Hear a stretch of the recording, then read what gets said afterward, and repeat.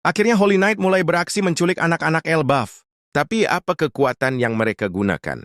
Yuk simak ulasan lengkapnya dalam pembahasan One Piece 1142. Berikut ini cerita sampul Yamato kalahkan Who's Who. Setelah sebelumnya kita melihat bagaimana Who's Who menyiksa Page One dan Ulti, cerita sampul One Piece 1142 memperlihatkan Yamato yang langsung menyerangnya. Apakah ini artinya Who's Who bakal kalah mudah? Berhubung sebelum ini Jinbe perlu waktu untuk benar-benar mengalahkan Who's Who, rasanya tidak masuk akal kalau Yamato bisa mengalahkannya hanya dengan sekali serang. Jadi kemungkinan cerita sampul berikutnya kita akan melihat Who's Who bangkit kembali dan bakal ada sedikit konflik antara Who's Who dan Yamato. Saul dan Tusk beraksi. One Piece 1142. Diawali dengan kemunculan Jormungandr yang menakuti anak-anak Elbaf. Beruntung, Saul dan karakter baru bernama Kiba muncul dan mengalahkan Jormungandr sebelum terjadi kekacauan lebih jauh. Bagian ini mempertegas bahwa Jaguar de Saul memang memiliki Busoshoku Haki, tapi sebenarnya ini bukan hal baru mengingat sebelum ini sempat disebutkan bahwa semua Vice Admiral ke atas memiliki Haki. Perlu diingat, Saul menjabat sebagai Vice Admiral sebelum keluar dari Angkatan Laut. Lalu kita juga diperkenalkan pada sosok Kiba, atau Tusk dalam versi terjemahan bahasa Inggris, yang menjabat sebagai kepala sekolah, walrus dan sekaligus mantan anggota bajak laut raksasa. Apakah sosok kepala sekolah ini bakal memiliki peran tertentu di cerita utama? Anak-anak tidur sambil berjalan? Kalau melihat dari tanda panah yang ada di samping anak-anak Elbaf, hampir bisa dipastikan bahwa ada pengaruh kekuatan Aro-Aronomi milik Gunko di sini. Tapi, kondisi tidur ini seharusnya ada di ranah yang berbeda dari Aro-Aronomi.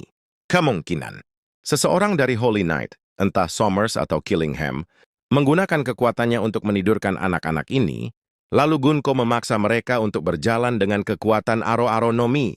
Menariknya, Wolf melarang Saul untuk menyentuh anak-anak ini. Kira-kira apa yang mungkin terjadi kalau ada yang menyentuh mereka? Apakah siapapun yang menyentuh anak-anak ini bakal ikut tertidur, atau bakal terjadi hal yang lebih buruk? Loki menggunakan Ragnir. Sesuai dugaan kami di pembahasan sebelumnya, Loki ternyata betulan mampu mengeluarkan petir dengan Ragnir. Seperti yang kami khawatirkan, Loki menggunakan serangan petirnya untuk mengancam Elbaf. Tapi kalau para raksasa Elbaf tahu bahwa Ragnir seberbahaya itu, kenapa Ragnir tidak dijauhkan dari Loki? Ada beberapa teori yang beredar. Salah satunya adalah bahwa Ragnir ini juga menyimpan kekuatan buah iblis sehingga Ragnir perlu dikurung dengan batu laut. Mengingat batu laut adalah zat yang langka, Loki dan Ragnir jadi terpaksa disekap di tempat yang sama. Teori lain menyebutkan kalau kekuatan petir ini, sebagaimana Diable Jambe milik Sanji atau jurus Gomu Gomu no Red Hawk milik Luffy, hanya salah satu teknik Loki yang tidak berkaitan langsung dengan buah iblis. Raksasa Elbaf hanya kesulitan untuk memindahkan Ragnir karena ukurannya yang begitu besar, sebanding dengan ukuran Loki yang merupakan pemiliknya. Kalau menurut kalian bagaimana Loki ingin menyelamatkan Elbaf? Kalau kalian perhatikan, Loki sempat mengancam untuk melepaskan Borgol.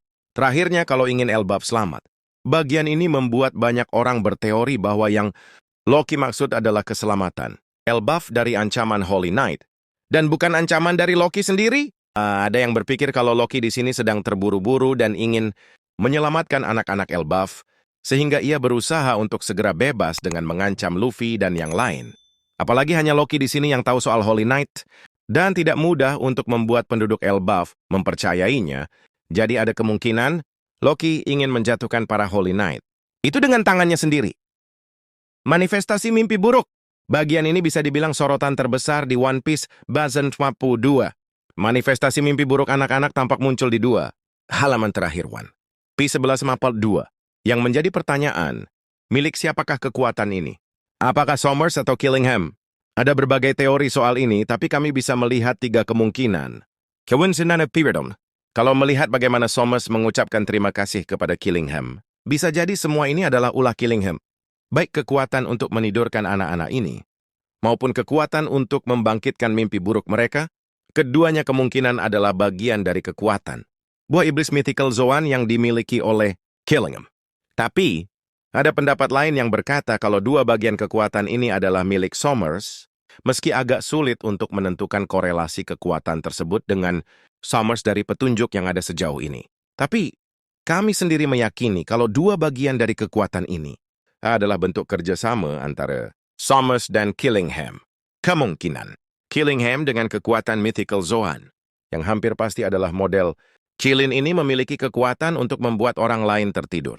Sementara Somers bisa jadi memiliki kekuatan untuk membangkitkan mimpi buruk seseorang. Atau bisa jadi kekuatan Somers adalah untuk membangkitkan segala bentuk ketakutan dan tidak langsung berkaitan dengan mimpi buruk kalau dilihat dari obrolannya dengan Gunko. Kanyang Dios. Kekuatan untuk membuat orang lain tertidur seharusnya ada kaitannya dengan Killin. Apalagi kalau melihat Killingham tampak mengantuk di akhir. One Piece 1142. Bisa jadi mengantuk adalah efek samping dari kekuatannya. Hewan Killin dalam mitologi juga disebut-sebut punya semikian kemampuan untuk muncul di dalam mimpi seseorang. Jadi tak aneh kalau seandainya Oda mengambil inspirasi dari sini. Lalu apakah perkataan Somers tentang cinta yang melukai itu suatu petunjuk? Apakah untuk menyelamatkan anak-anak raksasa ini, kita harus melukai mereka dulu untuk membangunkannya? Masalahnya Wolf melarang siapapun menyentuh anak-anak ini. Jadi apa sih yang sebenarnya harus dilakukan? Gunko takut akan nikah, apa maksudnya? Ada beberapa teori yang membahas soal ketakutan Gunko atas sosok Nika, tapi menurut kami ini adalah petunjuk tentang kisah-kisah, dongeng yang diceritakan pada Tenryubito. Sempat disebutkan oleh Rosinante bahwa anak-anak Tenryubito yang nakal akan diterkam oleh D, sebuah penegasan bahwa penyandang nama D adalah musuh alami Tenryubito. Bisa jadi kisah tentang Nika juga diceritakan serupa dengan dongeng soal penyandang nama D ini. Dikisahkan seolah Nika adalah musuh terbesar Tenryubito. Seandainya dongeng Nika betulan diceritakan sebagai penghancur dunia di Mary Joyce, tidak mengherankan kalau ketakutan terbesar Gonko yang juga adalah salah satu Tenryubito adalah Nika. Kalau menurut kalian bagaimana? Kalau kalian ada tanggapan atau teori sendiri terkait One Piece 742 ini, coba tuliskan di kolom komentar ya.